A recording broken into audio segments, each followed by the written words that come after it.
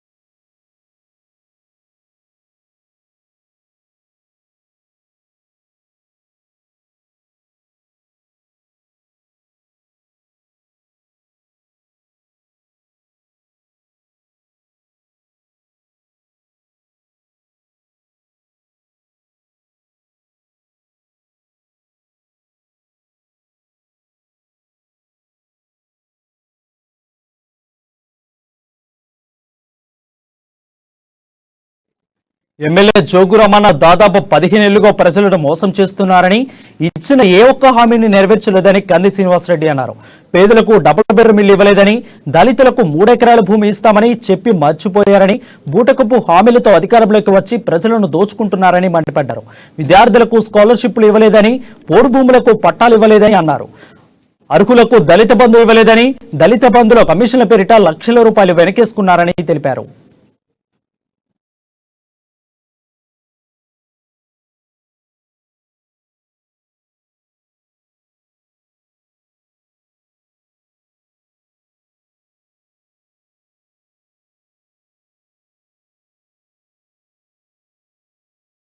BJP జిల్లా అధ్యక్షులు Payal Shankar, MLA జోగురామన్ ఇద్దరు ఒకటేనని, శరీరాలు వేరైన ఆత్మలు ఒకటేనని, వేర్వేరు పార్టీలు ఉన్నప్పటికీ ఒకటే ఎజెండాతో పనిచేస్తున్నారని అన్నారు. ఆదిలాబాద్ లో భూములను కబ్జా చేయడం, ప్రజలను దోచుకోవడమే వారి పని అని ఎద్దేవా చేశారు.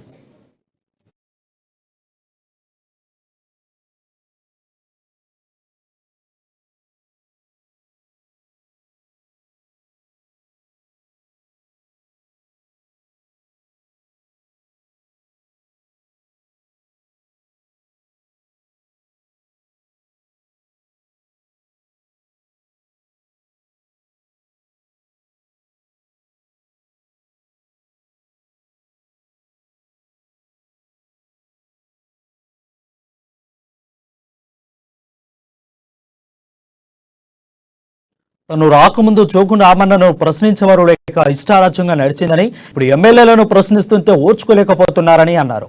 తనపై తన కుటుంబంపై అక్రమ కేసులు పెట్టి విచారణ పేరుతో పోలీస్ స్టేషన్ కు పిలిపించి రాజకీయాల్లో నుంచి తప్పుకోవాలని బెదిరింపులకు పాల్పడుతున్నారని తెలిపారు. కానీ ఎవరిని చేసినా తాను బెదరనని, తాటాకు చప్పులకు భయపడే వ్యక్తి కాదని కంది శ్రీనివాసరెడ్డి తెలిపారు.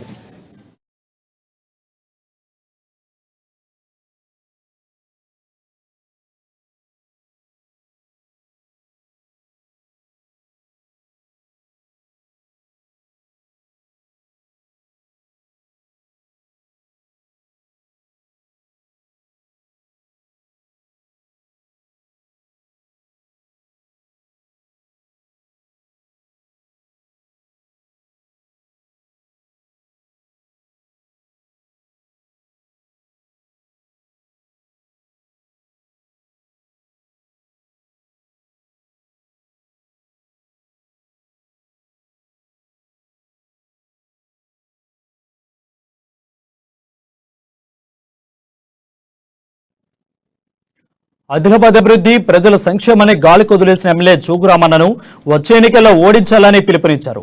జోగురామన్న ఓటేసినా, ఆయన కోవట్టు పాయల్ శంకర్ కు ఓటేసినా ఒకటేనని, వారితో అభివృద్ధి సాధ్యపడదని తెలిపారు. కేవలం కాంగ్రెస్ తోనే ఆదిలాబాద్ అభివృద్ధి జరుగుతుందని, వచ్చే ఎన్నికల్లో ఆదిలాబాద్ అసెంబ్లీ నియోజకవర్గంలో తనను గెలిపించి కాంగ్రెస్ కు పట్టం కట్టాలని పిలుపునిచ్చారు. తనకు అవకాశం ఇస్తే ఆదిలాబాద్ ను అభివృద్ధి చేస్తానని, పాలకుల నిర్లక్ష్యానికి గురైన ఆదిలాబాద్ రూపురేఖలు మారుస్తానని హామీ ఇచ్చారు.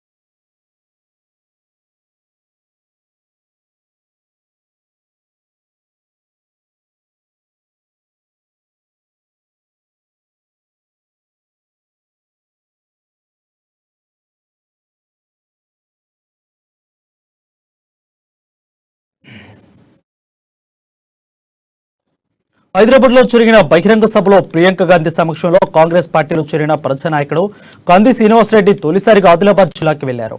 ఆదిలాబాద్ పట్టణానికి వెళ్లిన కేఎస్ఆర్ కు సీతాగోంది వద్ద కాంగ్రెస్ శ్రేణులు అభిమానులు ఘనస్వాగతం పలికారు.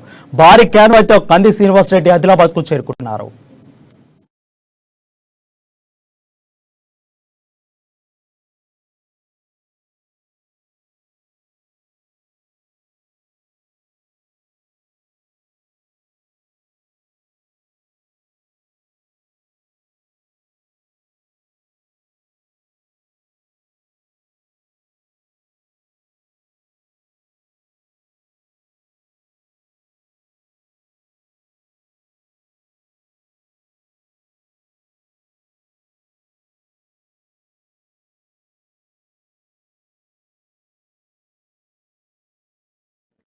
ఆదిలాబాద్ కు చేరుకున్న కేఎస్ఆర్ ముందుగా తనకు ఎంతో ఇష్టమైన ఆదర్శ నాయకుడైన మాజీ మంత్రి కాంగ్రెస్ సీనియర్ నాయకులు చిలుకూరి రామచంద్రారెడ్డి నివాసానికి వెళ్లారు.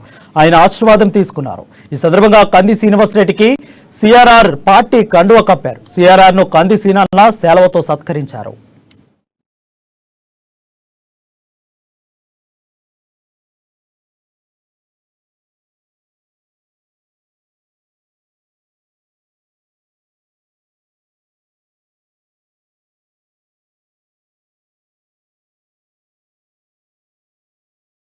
రాజకీయాల్లో నాయకుల్లో తనకు ఎంతో ఇష్టమైన వారిలో చిలుకూరి రామచంద్రారెడ్డి ముందుంటారని, తనకంటే తనకు ఎంతో ఆదర్శమని కేసీఆర్ చెప్పారు. కార్యకర్తలే పార్టీకి బలమని, కాంగ్రెస్ ను వీడిన ప్రతి ఒక్కరూ తిరిగి సొంత కూటికి రావాలని కంది శ్రీనివాసరెడ్డి పిలుపునిచ్చారు. ఆదిలాబాద్ లో మళ్లీ కాంగ్రెస్ జెండా ఎగరవేద్దామని, సిఆర్ఆర్ నాయకత్వంలో అందరం కలిసి పనిచేద్దామని కంది శ్రీనివాసరెడ్డి చెప్పారు. జోగు రామన్నను ఓడించి ప్రజలకు సేవలు చేద్దామన్నారు.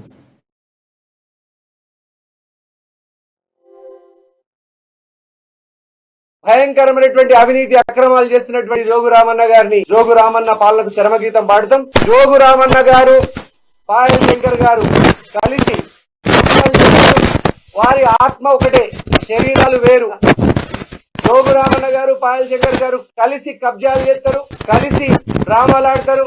అనేక రకమైనటువంటి కుట్రలకు తెరలేపి ఆదిలాబాద్ ప్రజల్లో భయంకరమైనటువంటి ఈ కుట్రతో 2023లో కూడా జోగు రామన్న ఎమ్మెల్యే గెలిపించడానికి పాయల్ శంకర్ కు జోగు రామన్న మధ్య అనేక వ్యాపార లావాదేవీలు, ఫైనాన్షియల్ ట్రాన్సాక్షన్స్ జరిగినట్టుగా మాకు సమాచారం ఉన్నది.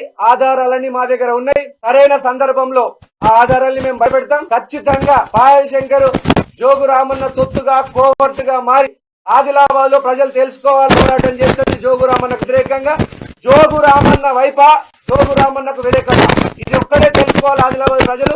జోగు రామన్న వైపు ఉన్న వాళ్ళందరూ టీఆర్ఎస్ వేస్తే, జోగు రామన్నకు వ్యతిరేకంగా ఉన్న ప్రతి ఒక్క ఓటు కాంగ్రెస్ పార్టీకే పడాల.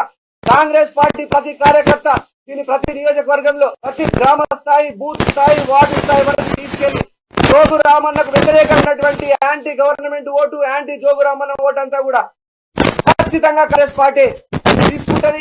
కాంగ్రెస్ పార్టీ గెలిచి నిలుస్తుంది ఆదిలాబాద్ నియోజకవర్గంలో. దీంట్లో ఏ మాత్రం మాకు అనుమానం లేదు. దానికి మా పెద్ద ఆయన, మా అందరి పెద్ద దిక్కుగా ఉన్నటువంటి చిలుకూరి రామచంద్రారెడ్డి గారి నాయకత్వం వహించారు. ఆయనకే మేము ఆదిలాబాద్ ని గెలిపించి ఆయనకు ఒక గిఫ్ట్ గా, బహుమతిగా అందించబోతున్నాం. 6 నెలలలో ఎలక్షన్స్ ఉన్నాయి. జోగు రామన్న గారు ఖబర్దార్, మీ యొక్క అవినీతికి, అన్యాయానికి పరాకాష్ట, మీ పాపాల పుట్ట బద్దలైంది. మీ కొడుకు మున్సిపల్ చైర్మన్ గా చేసినటువంటి అవినీతి అక్రమాల చిట్టా అంతా మా దగ్గర ఉన్నది. మీ కొడుకు రాజ్యాంగేతర శక్తిగా వ్యవహరించి, మీ కొడుకు జోగు మహేందర్ బండ్లగూడలో అనేక ప్రాంతాలలో వందలాది అపార్ట్మెంట్ ఎట్లా కడుతున్నారో మాకు తెలుసు. బండ్ల పోచంపల్లిలో అలాగే వేలాది ఎకరాలు మీరు మహారాష్ట్రలో ఎక్కడెక్కడ ఉన్నారో మాకు తెలుసు. అవన్నిటినీ బయట పెడతాం. నిన్ను బండకేసి కొట్టేంత వరకు ఆదిలాబాద్ ప్రజలు నిద్రపోరు. ఆదిలాబాద్ ప్రజల్లో ఈసారి జోగు రామన్న డిపాజిట్ కూడా తగ్గకుండా చిక్కుగా ఓడించమని నేను పిలుపునిస్తున్నాను. ప్రతి ఊర్లలో, వార్డులలో, గ్రామాలలో చర్చ పెట్టండి. జోగు రామన్న జోగు రామన్నకు వ్యతిరేకమా? ఎవరైతే జోగు రామన్నకు వ్యతిరేకంగా ఉన్నారో వారందరినీ కూడా చిలుకూరి రామచంద్రారెడ్డి గారి నాయకత్వంలో సంఘటితం కావాలని, ఏకం కావాలని పిలిపిస్తున్నాం. ఎట్టి పరిస్థితుల్లో కూడా ఈసారి ప్రభుత్వ వ్యతిరేకత ఓటు చీల్చడానికి వీలు లేదు. బీజేపీకి పాయల్ శంకర్ కేసినటువంటి ఓటు మురికిలో, మోరి నీళ్ళలో పడ్డట్టే.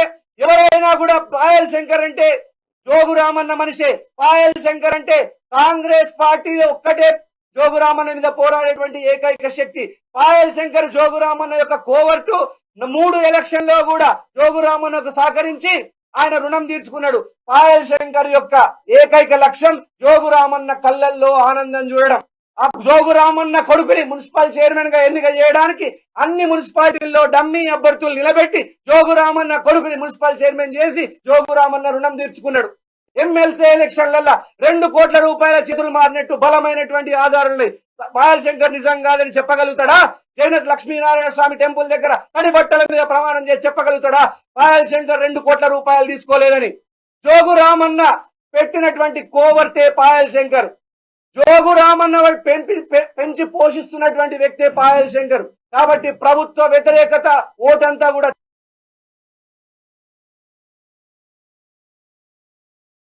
జోగురామన్న పాయల్ శంకర్ మధ్య అనేక లావాదేవీలు జరిగాయని, అందుకు సంబంధించిన ఆధారాలు తన దగ్గర ఉన్నాయని కంది శ్రీనివాసరెడ్డి తెలిపారు. సమయం వచ్చినప్పుడు అన్ని ఆధారాలు బయటపెడతానని అన్నారు. పాయల్ శంకర్ జోగురామన్న కోవట్టని, జోగురామన్న కళ్ళలో ఆనందం చూసేందుకు పాయల్ శంకర్ పనిచేస్తున్నారని కేఎస్ఆర్ విమర్శించారు. 4 ఏళ్లలో హైదరాబాద్ లో ఎమ్మెల్యే ఒక్క రేషన్ కార్డు ఇవ్వలేదని, విద్యార్థులకు స్కాలర్షిప్లు కూడా ఇవ్వకుండా యువత జీవితాలతో చెలగాటమాడుతున్నారని ఫైర్ అయ్యారు.